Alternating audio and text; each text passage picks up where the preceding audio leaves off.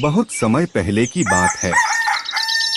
शांतिपुर नाम के गांव में दयाराम नाम का एक व्यक्ति रहा करता था।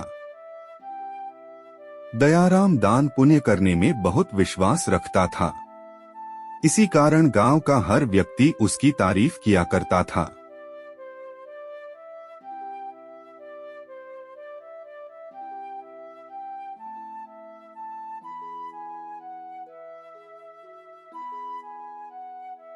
दयाराम के पास भले ही अपने खाने को कुछ ना हो,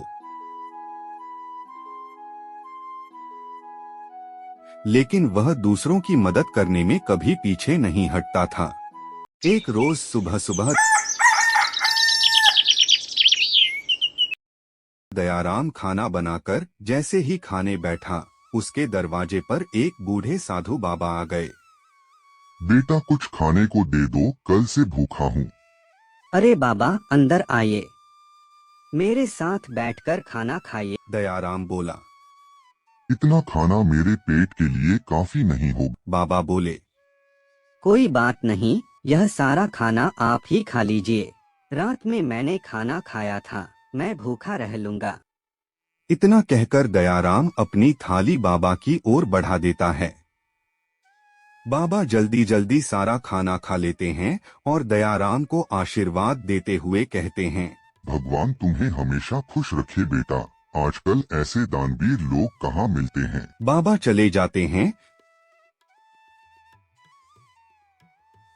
लेकिन दयाराम को भी भूख लगी होती है। जब वह रसोई में खाने की तलाश करता है तो पता चलता है कि घर में अन्न का एक भी दाना नहीं है। कोई बात नहीं, कहीं न कहीं से खाने का इंतजाम हो ही जाएगा, यह सोचकर वह घर से निकलता है। तभी गांव का भूपराम अपनी पत्नी से कहता है, कब से यह अनाज की बोरियां मैं अकेले उठा रहा हूँ। दयाराम को बुलाता हूँ, उसे तो दूसरों की मदद करने का शौक है। भूपराम दयाराम को आवाज देता है, दयाराम जरा मदद कर दो, खेत से अनाज की 10 बोरियां लानी हैं। क्यों नहीं, चलो मिलकर ले आते हैं, दयाराम मुस्कुराकर कहता है। दयाराम कई घंटों तक बोरियां उठाकर भूपराम के घर पहुंचाता है। भूखा होने के बावजूद वो बिना रुके सब बोरियां रखवा देता है। काम खत्म होने के बाद भूपराम कहता है, बहुत बहुत शुक्रिया भाई, अगर तुम ना होते तो रात हो जाती। शाम का समय, हरिकिशन की छोटी किराने की दुकान। दयाराम थका हारा आता है और धीरे से दुकान के काउंटर पर हाथ रखकर बोलता है, हरिकिशन जी प्रणाम, आज थोड़ा देर हो गई, खेत से अभी अभी लौट पा रहा हूँ। कोई बात नहीं दयाराम भाई, आप तो रोज मेहनत करते हैं, बताइए आज क्या दें। जी, थोड़ी दाल और आधा किलो आटा दे दीजिए, बाकी जैसे पिछले हफ्ते उधार ही लिख लीजिए। हाँ, अभी आपका पिछला बकाया 50 रुपए का है, पर चिंता मत कीजिए, आप मेहनत मजदूरी वाले आदमी हैं, सब धीरे धीरे हो जाएगा। जी, कोशिश करता हूँ जल्दी चुका दूं, बस आज काम ज्यादा था इसलिए समय पर आ नहीं पाया। ले जाइए और आराम से खाना खाकर सोइए, शरीर ही तो सब कुछ है। जब पैसे हो जाए तो दे दीजिए, मैं यही हूँ। आपका बहुत उपकार है हरिकिशन जी, भगवान आपको सलामत है। अरे अरे, ऐसे बड़े भारी शब्द मत बोलिए, कल फिर आइए, और अगर नमक तेल भी चाहिए हो तो बेहिचक कहना। जी जरूर। राम राम। राम राम दयाराम भाई। अगली सुबह किसी के रोने की आवाज सुनकर दयाराम बाहर निकलता है। पड़ोसी नागेश अपनी पत्नी को पीट रहा होता है। नागेश, यह क्या कर रहे हो? अपनी पत्नी पर हाथ उठाना ठीक है क्या? ये मेरा घर है, मैं जो चाहूं करूं, तुम बीच में मत पड़ो। गांव के लोग इकट्ठा हो जाते हैं। दयाराम को यह सब देखा नहीं जाता और वह नागेश को एक जोरदार तमाचा मार देता है। गांव वाले खुश होकर कहते हैं, बिल्कुल सही किया, सब दयाराम की तारीफ करते हैं और कहते हैं कि अगला सरपंच उसे ही बनना चाहिए। एक दिन दोपहर का समय, धूप तेज है। गांव के बाहर खेत के किनारे बूढ़े किसान लक्ष्मी प्रसाद अपनी गाय को पानी पिलाने ले जा रहे होते हैं, लेकिन पाँव कांप रहे हैं। दयाराम उधर से गुजरता है। अरे बाबा, इतनी तेज धूप में आप अकेले कहाँ जा रहे हैं? मैं मदद कर दूं?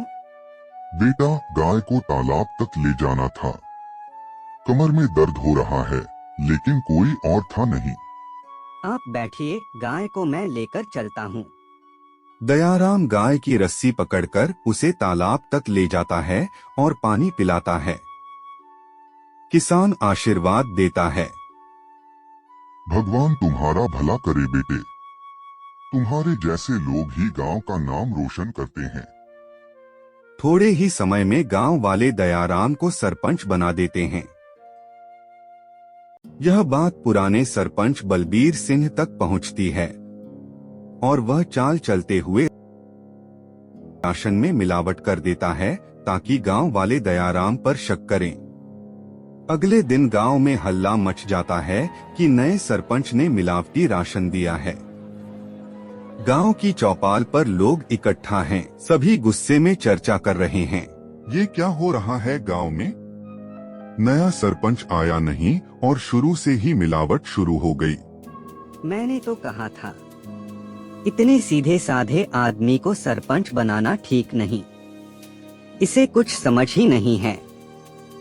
हमने भरोसा किया और देखो नतीजा। बच्चों को भी पेट दर्द होने लगा कल के राशन से। भीड़ का शोर बढ़ता है। मुझे तो लगता है दयाराम ने जानबूझकर ऐसा किया है ताकि ऊपर पैसे बचा सके। ऐसे सरपंच को गांव में रहने का हक नहीं है। चलो इसे गांव से निकाल बाहर करें। लोग एकमत होकर दयाराम के दरवाजे की तरफ बढ़ते हैं। भीड़ दयाराम के घर के सामने पहुंचती है। दयाराम दरवाजे पर खड़ा है। भीड़ गुस्से से शोर मचा रही है। दयाराम, तुम्हारे जैसे आदमी को हमने सरपंच बनाकर बहुत बड़ी गलती कर दी। हमने तुम पर भरोसा किया और तुमने हमें जहर जैसा राशन बांट दिया। भाइयों बहनों, मेरी बात सुनिए। मुझे नहीं पता कि राशन में। चुप रहो, अब बहाने मत बनाओ। सब जान चुके हैं तुम्हारा असली चेहरा। जी, तुम लोभी और धोखेबाज निकले। गांव का भला क्या करोगे? भीड़ गांव से बाहर निकालो चिल्लाती है। मैंने कोई मिलावट नहीं की। भगवान की कसम, मैं निर्दोष हूँ। लेकिन कोई उसकी बात नहीं सुनता। लोग उसे धक्का देकर गांव की सीमा की ओर ले जाते हैं। ऐसे आदमी का गांव में कोई काम नहीं। अभी के अभी निकालो इसे। दयाराम लड़खड़ाता हुआ गांव से बाहर निकाल दिया जाता है। वह आंसुओं को रोके पीछे मुड़कर गांव की ओर देखता है। दयाराम दूर जंगल की ओर चलता रहा।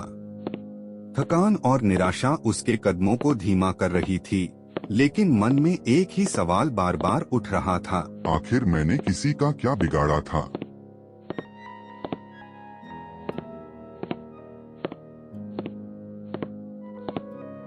कई घंटों की यात्रा के बाद वह एक घने जंगल के किनारे एक पुराने बरगद के पेड़ के नीचे बैठ गया। आसपास सन्नाटा था, सिर्फ पेड़ों की पत्तियां हवा में सरसराती थीं। रात हो चुकी थी। अचानक उसे दूर से धीमी धीमी रोशनी दिखाई दी। जैसे जैसे वह रोशनी के पास गया, उसे एक छोटी सी झोपड़ी दिखाई दी।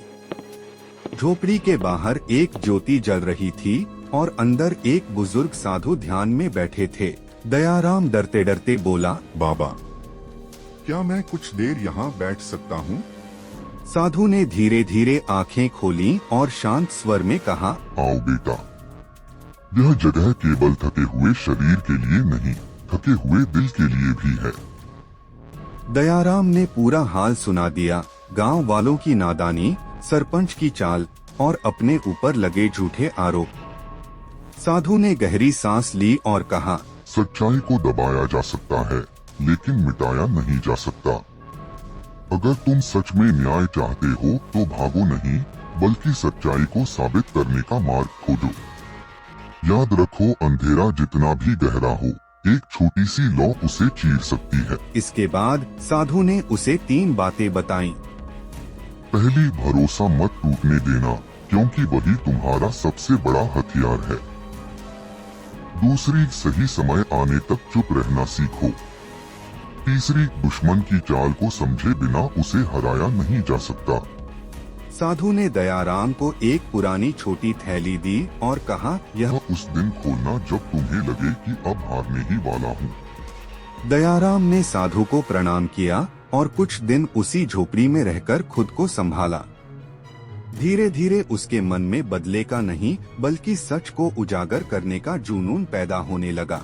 कुछ दिनों बाद वह रात के अंधेरे में गांव के पास पहुंचा और चुपचाप कुछ दिनों तक अलग अलग जगहों से गांव की खबरें लेने लगा। दयाराम ने मौका देखकर 2-3 भरोसेमंद बुजुर्गों से जंगल के किनारे मुलाकात की और धीरे धीरे पूरी सच्चाई बताई। उसने बिना किसी आरोप के उन्हें सबूत दिखाए, जिन बोरियों पर पुराने सरपंच की मुहर थी और जिन पर नकली मुहर लगाई गई थी। बुजुर्ग बहुत चौंक गए। उन्होंने कहा, अगर यह बात सच है तो हमें गांव वालों की आंखें खोलनी होंगी। दयाराम बोला, लेकिन यह काम पूरे गांव के सामने होगा, ताकि फिर से किसी को धोखा न दिया जा सके।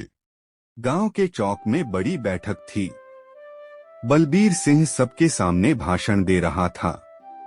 तभी सामने से दयानंद, एक बुजुर्ग किसान, खड़े होकर बोले, रुको बलबीर, आज हमें कुछ दिखाना है।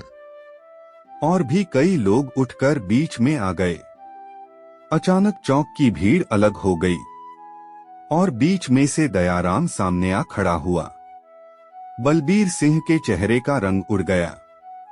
भीड़ चौंक कर एक दूसरे को देखने लगी।